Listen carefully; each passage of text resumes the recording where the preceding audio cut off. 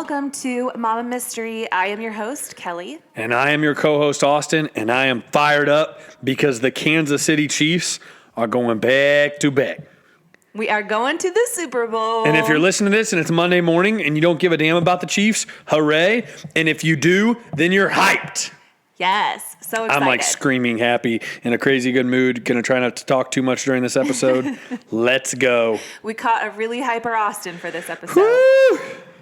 Yeah, so are you ready? Born. Without further ado, we're just going to jump in. I don't have any We're intros. jumping in. We ain't going to BS say. with you guys. You guys got on the podcast to listen to Mystery, not to listen to Sports Talk Radio, not to listen to Chatter. Okay, so today we are talking about the murder of Mollie Tibbetts. So this case hits really close to home for me. I feel like I say that about every case, but it's usually for various reasons. So I resonate with this case because I have been a runner, and those of you who enjoy running will really resonate with this story too. I ran my first half marathon in 2018, and in order to train for that, I did multiple runs per week, often outside and sometimes by myself. I would usually go during the daytime in hopes that that would make me safer, but the story I'm about to tell you makes me reconsider ever running outside alone again, day or night. So, this is the story. Already sounds pretty spooky. Of Mollie Tibbetts. Let's go. Drive right into it. Okay, so Mollie Cecilia Tibbetts was born on May 8th, 1998 in San Francisco, California. Growing up, Mollie was a very dynamic little girl. She loved to read. In fact, in an article in the Des Moines Register, her parents recall a time when she was just a baby, and they found this little chewed up balls of paper on the carpet near her crib, and they thought they had mice, but once they pulled her sheets back, they found the remnants of a little cardboard book that apparently Mollie had been gnawing on. And it was at this very young age that she had a devoted interest in books and reading. And her parents read to her every night. There was a love of Harry Potter throughout the house, and their dad would reenact scenes from popular characters of the franchise. I never read Harry Potter, so. I never read it, but J.K. Rowling has made a ton of money off that. Yeah, I mean, it's a very popular Very book. successful. I know a lot of people who have read it. Yeah, successful deal. So that just kind of catapulted her interest in reading. It started with Harry Potter, and then, of course, her taste matured as she got older. She was a very smart little girl, though. Mollie went to Corpus Christi, a Catholic school in Piedmont, California. Which you'd think it would be in Texas, but it's it not. Ain't. The principal described Mollie as cute as a button, and there wasn't a mean bone in Mollie's body, and she said you just couldn't help but love her. When Mollie was in the second grade, her parents divorced and moved to a small town in Iowa. She was active in her school's choir at a young age and throughout high school.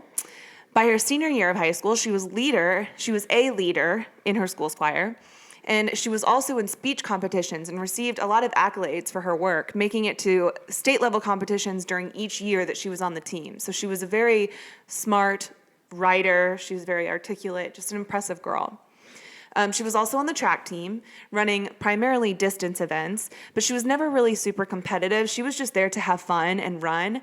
And after the event, her parents said that she would often talk more about the people and friends she'd made rather than how she placed. So ultimately, she was a very smart, very uplifting, and just somebody that everybody wanted to be around. And her parents found it very important to remind followers of this case that Mollie had her quirks, just as every average teenage girl would. And it was very important to Mollie's dad not to paint her as like Saint Mollie, because she truly was just your average teenage girl, but she did have a huge heart of gold. The principal describes her exact opposite of how principals would describe me. Yeah, how would principals describe you, Austin? An a-hole. Oh my gosh, no they wouldn't. Henri. Probably 3/4 of them would say I was an a-hole and one would like me. Yeah, but now that they know you and nowadays, done, yeah. Well, I've grown up, but in high school, shocked. I was an a-hole. Yeah, they're probably shocked to see what you've done with your life. Who wasn't in high school? Kind of like. I mean, I don't think I was. Well, I get that. Let's keep going. I don't talk about this anymore. It hurts my feelings. Mollie had a boyfriend named Dalton Jack. They met after a football game and became pretty serious. Even after graduation, they stayed together. Mollie ended up going to the University of Iowa to study psychology. And after finishing her first year of college, she moved back home with her mom in Brooklyn, Iowa to take summer classes. That's a heck of an adjustment. What? From San Francisco to Iowa? Yeah. Yeah. But I mean, they moved there when they when she was in, I think, second grade is what I said. So she spent the majority of her life in Iowa. Mm-hmm. So Brooklyn, Iowa, is a pretty small town of about 1,500 people, and it's about 70 miles east of Des Moines. If you pronounce it Des Moines or Des Moines, you can just go ahead and swipe right on out of this podcast, because that is people wrong. Do that? Yeah. People pronounce Des Moines, Des Moines. Yeah, Des Moines. Oh, gosh. It is Des Moines.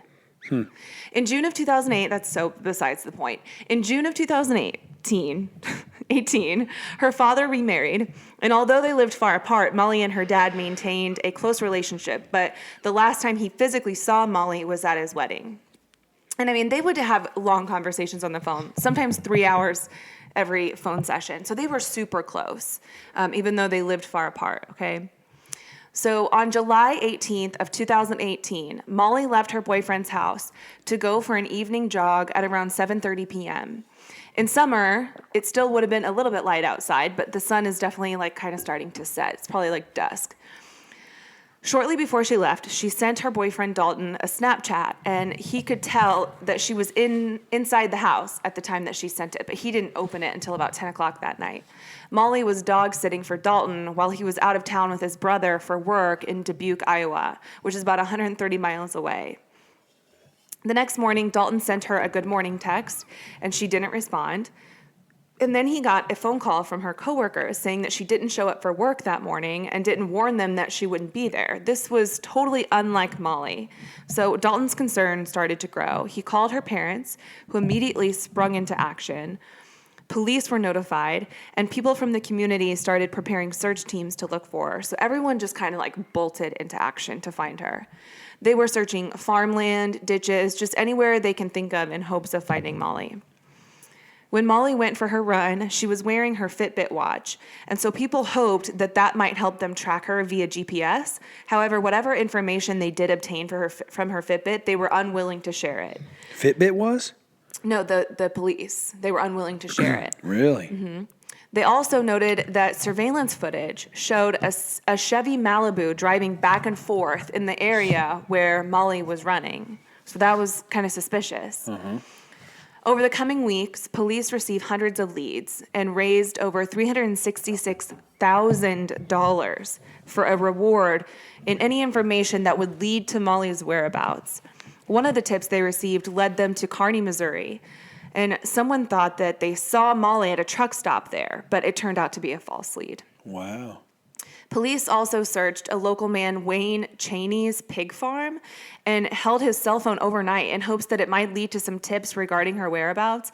But during this search, someone did find a red shirt that appeared to be Mollie's, just not Mollie.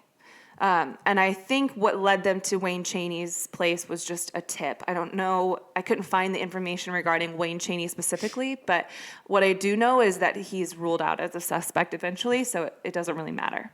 And through reading it, was there enough information to develop whether or not, like, you thought he should have been ruled out or whether he was a suspect?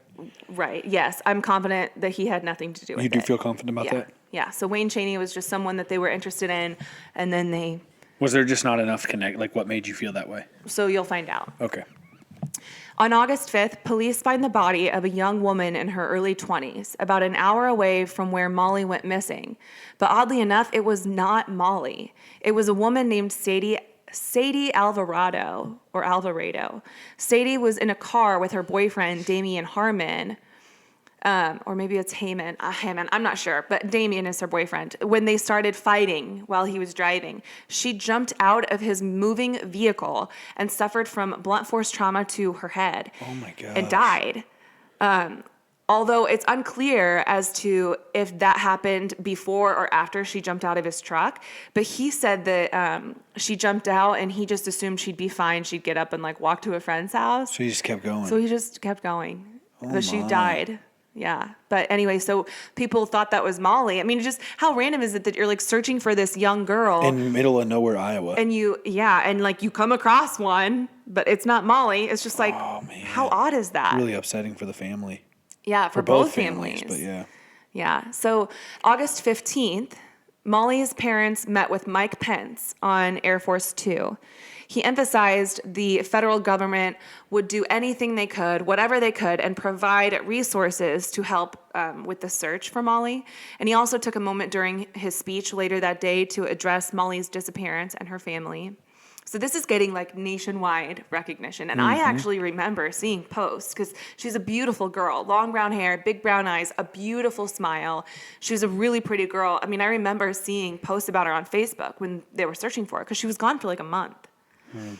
So on Tuesday, August 24th, a little more than a month after Mollie went missing, police came in contact with the owner of that suspicious Chevy Malibu. His name was Christian Rivera, and he was 24 at the time, working at a nearby dairy farm under a false name. He was known as a good employee who showed up to work on time and got along well with his coworkers. When he got the job, he passed a background check through an outdated system, but again, he was using a false name with an out-of-state government identification. After Mollie's disappearance, he kept showing up for work, and his coworkers said that nobody could tell a difference in his demeanor. So when police confronted him about his vehicle being in the area where Mollie was last seen, he just confessed. He said that he was following Mollie while she was running, and she must have noticed because she told him to stop, or she was going to call 911. After this threat, he said he just blacked out, and the next thing he knew, Mollie was in his trunk with blood on her head. What? So he dumped her body in a secluded location and ended up leading the police right to the spot where she was, and he was immediately charged with murder. And They found her? She was right there? So Yeah. it was all just, he just spilled the truth. Yeah, he just came right out and said it. What? Yeah, the preliminary autopsy results showed that Mollie died from multiple sharp force injuries, indicating that she was stabbed to death. Oh my gosh. The day after Mollie's body was found, her death was instantly politicized and used as an emotional plea as to why the U.S. needed to build the wall along the Mexican border and tighten up their immigration laws. But Mollie's family was really quick to grab hold of the reins of this story. Her dad emphasized that Mollie is nobody's victim in this story, and he implored politicians, including Trump, to stop using her story for political gain, especially when it was to bash illegal immigrants. Mollie's dad said the Hispanic community are Iowans. They have the same values as Iowans. As far as I'm concerned, they are Iowans with better food.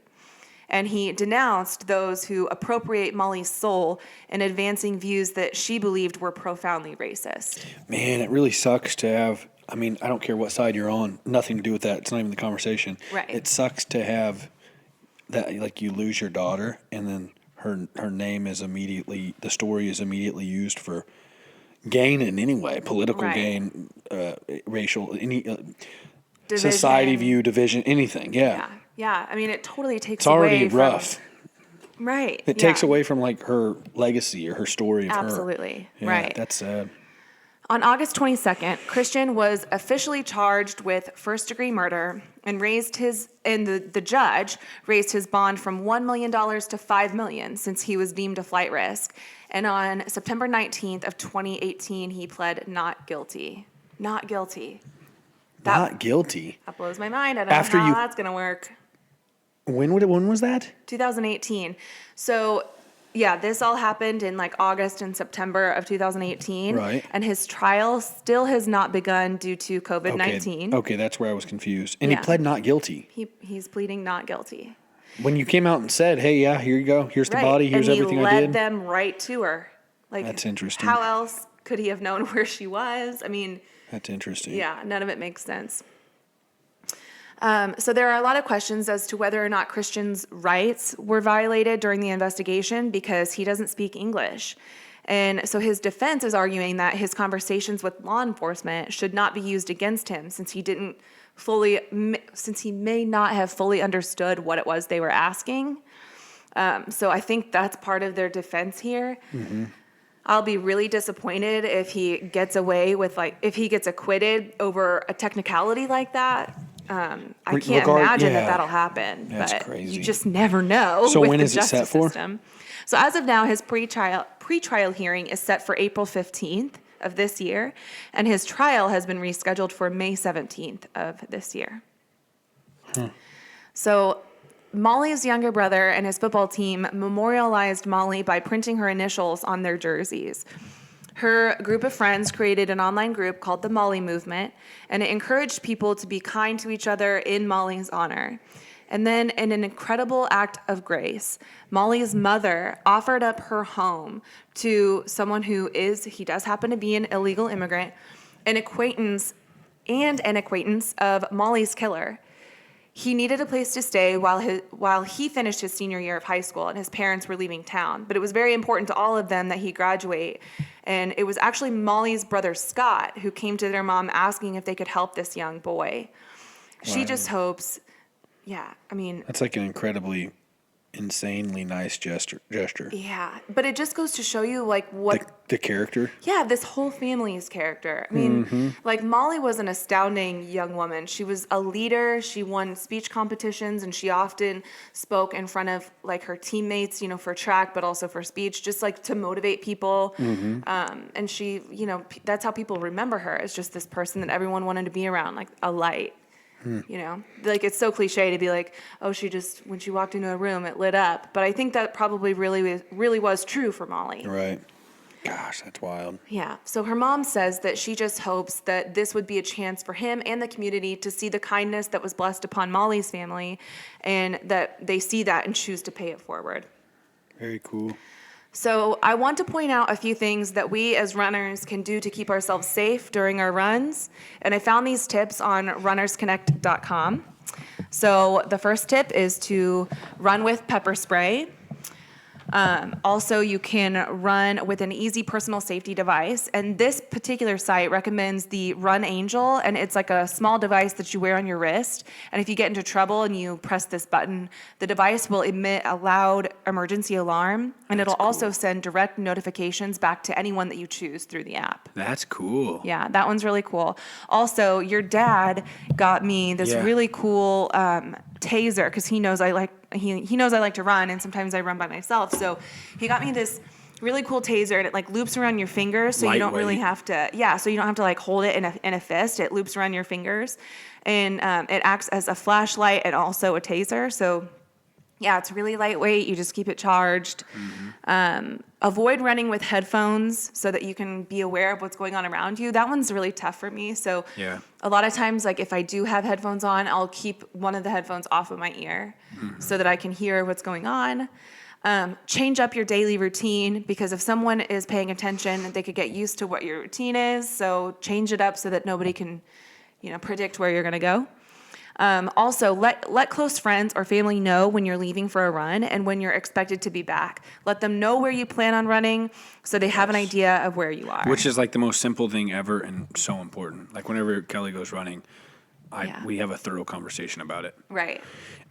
And often I don't run alone. I run with friends mostly. With a friend, or like a very populated area, like in a neighborhood with lots of houses. And I'll say something that's random, but this stuck with me ever since I was younger. I might have got this off of Unsolved Mysteries. I don't know where I got this, but a random kind of self-defense, kind of awareness thing. It's more awareness, not self-defense. Is whenever you're walking places, whether you're walking into a building or you're walking alongside a building or cars, look at your look behind you in the reflection. It's so weird. I don't know. This is really random, but I heard that when I was younger, and it's always stuck with me. So every time I'm like I don't even think I've ever told you this, but like when I'm walking in a gas station, there's doors that are glass and there's glass windows, and I'm always watching like behind me to just in watching car windows and stuff just to see if somebody's running up on you. It's just kind of an interesting thing. Yeah. Worth noting.